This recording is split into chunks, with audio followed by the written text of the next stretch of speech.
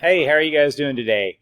Today I'm going to show you how I smoke a pre-cooked ham for Easter or Thanksgiving or Christmas or whatever. Not everyone likes turkey on Thanksgiving, and some people like to cook ham alongside the turkey or instead of turkey. So smoking ham is one of my favorite things to do for the holidays. It's really simple, and it only takes a few hours. Today we're going to be cooking it on a Weber Smokey Mountain smoker, so it's very easy to control.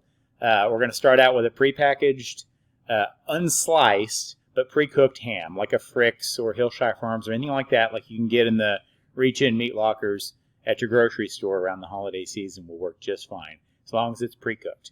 And we're just going to bring it up to a serving temperature, which is 130, 135 degrees, and put a lot of glaze on it, and I'm going to show you all the steps that I do. It just takes a few hours to make one of these, so you can actually prepare these the same day as your holiday meal.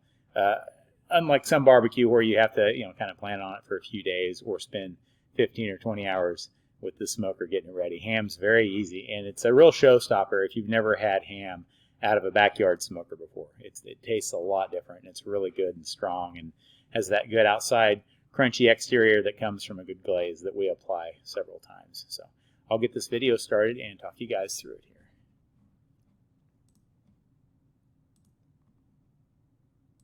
Like I said, we're cooking on a Weber Smokey Mountain today. And the first thing I do is always put 15 or 20 charcoal briquettes in a chimney to get it going. It doesn't need a whole chimney. That would be way too much heat in one of these ovens. So, like I say, I start out with maybe 15 or 20 briquettes and get it going. And then over in the Weber Smokey Mountain itself, in its charcoal drawer, I load it up about halfway with charcoal, like you see there. Not a full basket by any means. A full basket would smoke for 8 or 10 hours, and we don't want that. It'd be a waste of charcoal. And then I put some chunks of oak down in there. And today I'll be putting a little bit of water in the water pan just to keep things from burning, because we're going to be cooking at 300 to 325 degrees. I usually don't use the water pan in these, especially if it's a low heat smoke like with a brisket, but today we'll put a little water in there. So there's the half basket of charcoal already, and these charcoal briquettes that I had in the chimney are now rip-roaring hot, and so they're ready to dump in the middle, in that little kind of a hole that I make in the middle there, and that way this charcoal will burn outwards and downwards really slowly, maintaining a good steady temperature in this Weber Smokey Mountain.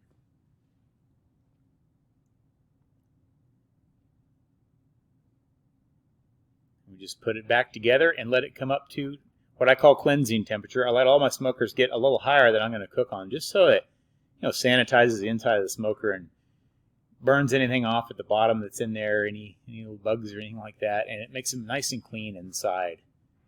So that's what is happening right now. We'll bring it up to 325 degrees or so just to make sure it's nice and clean.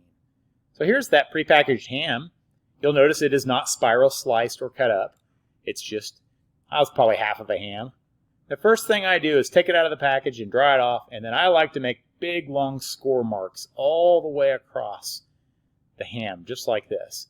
And I'll go one way, just like this, about a ½ inch deep, maybe an inch or two apart like this. And then I'll go the other way, kind of crisscrossing, making kind of a crosshatch or a diamond pattern across this ham. This will give the ham the ability to expand and open up, and it'll look a lot nicer, but it gives a place for the smoke to penetrate a little bit deeper, and you get some crunchy, like crusty outside parts on the ham, which are really nice because of those thin corners that are developed. And you also have more pockets for the glaze to get down in. We're going to glaze this ham like crazy later, and it's nice to have all the surface area. These hams are a mess when you first start. They're cold and kind of clunky, and they're just not very pretty, but after this thing smokes, it'll just be gorgeous, especially since we scored it.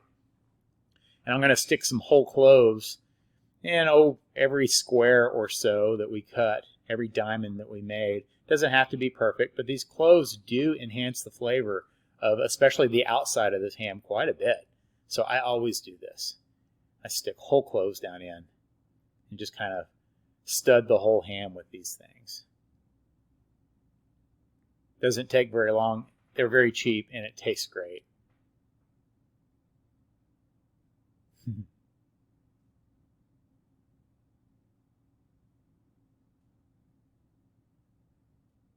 This is so much better than an oven-cooked ham, in my opinion. When you smoke it in the smoker outside, it gets so much better flavor. So there's our ham ready to put on the smoker. Prep is very quick on these. There's that 325-degree temperature. It's been sitting there about 10 or 15 minutes. Go ahead and clean the grill grates off. Even though I'm not cooking on the grill grates today, we're going to cook in a pan. I like to clean that smoker and just keep it shiny. Put some pan release on the grates and wipe it off with a paper towel. So there's our aluminum pan we're going to be cooking in to catch all the juices, because we'll be using those later. And there's our cold ham going on the smoker. Now we'll make the glaze real quick. It's really simple. It's a 2-to-1 mixture of brown sugar to cola. You can use Pepsi or Coke. Today I'm using Dr. Pepper. And you want to use the sweetened version of the pop. I wouldn't recommend using a diet soda. Some of those artificial sweeteners, when they reach a certain temperature, get very bitter when you cook with them. So, you know, you're already putting a bunch of brown sugar in there. It's not like using a diet soda is going to help you save on calories. So use a full flavor. I use Dr. Pepper. I've used Coke and Cherry Coke and stuff like that in the past. And then just whip it all together. And if you have any corn syrup in your cupboard, any Karo syrup, add a couple dollops of that in here, and it'll add more shine to your glaze. So I'm going to do that. I have some, so I'm going to put a couple tablespoons of that, just light Karo syrup. Dark would work also in here, and that'll give the glaze a higher sheen. And that's really all there is to this glaze. We're going to dump this into a little pan. If you have a pan you can put in your smoker. I use these little aluminum loaf pans, but whatever you have. And we're going to put that in the smoker alongside this ham so that it gets really hot and it condenses down into a thicker syrup, and it gets smoky all at the same time. So we'll put it right there beside this ham. I'm going to stick a probe thermometer into it. We're going to end up at 130 degrees, which is just serving temperature. These hams are already cooked. We just want it warm but not dried out. So 130 degrees is about perfect. When it reaches 95 degrees in there, that's when we're going to start glazing. So here we are, 96 degrees. It's been about an hour and a half at this point. And it's been about 300 degrees the whole time in there. You can see those score lines on the ham are opening up. And that glaze has gotten nice and syrupy. Now that it's 95 degrees, we're going to put our first coat of this glaze on here. And I glaze it 4 or 5 or 6 times until it hits 130 degrees. The more times you can glaze it, the better. It takes several layers for it to lacquer on there and form that shell that we like in a smoked ham. I cover every square inch of the thing. And you can see it running off and going down into the pan. A lot of it does that, but so later we're going to conserve that and reuse it whenever we serve this ham. That's why I like to do it in a pan.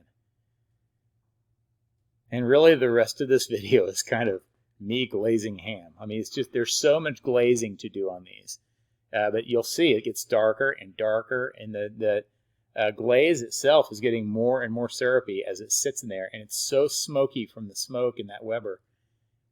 This glaze is really, really good, and it makes that ham just really stand out.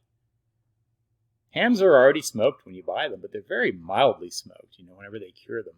So when you backyard smoke it like this over charcoal and oak or whatever wood you're using, and you're brushing on a glaze that's been smoked in the same smoker, flavor is just outstanding. It's a real showstopper. You can see the glaze boiling and bubbling over there. I think I got 5 or 6 good glazings on today before it hit 130 degrees. About every 6 or 7 minutes, I just hit it again. You can see how it's built up on there now.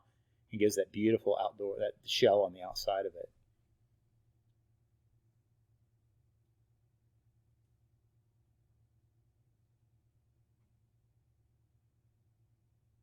And this is the final time.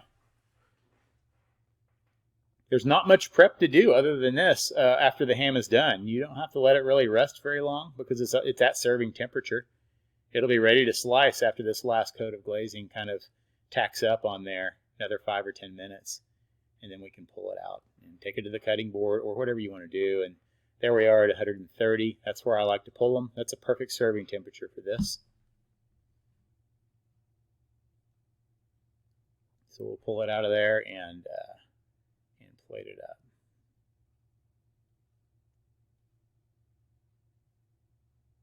Kind of a quick video today, but this is a very simple cook. The product's already cooked. You're just adding a tremendous amount of flavor to it.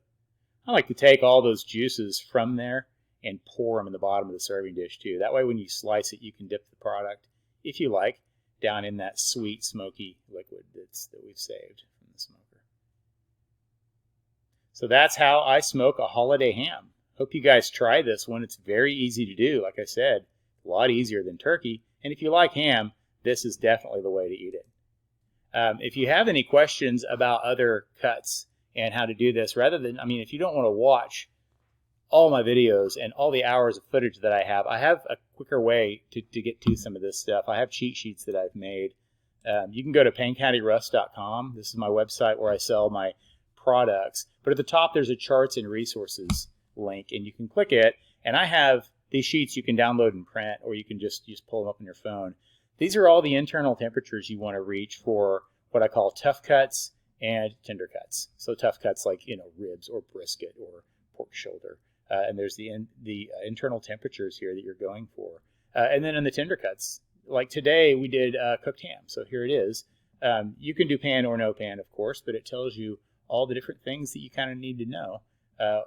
An internal temperature of 130 degrees. It even talks about the glaze in here. So feel free to go to PaineCountyRust.com and download any of these charts and resources I have. I have a real quick cheat sheet on here, and then I have checklists and all kinds of different stuff. So anyway, that's my website, and that's where all the free materials are that I refer to a lot in these videos. Thanks a lot for watching. Have happy holidays, guys. Bye.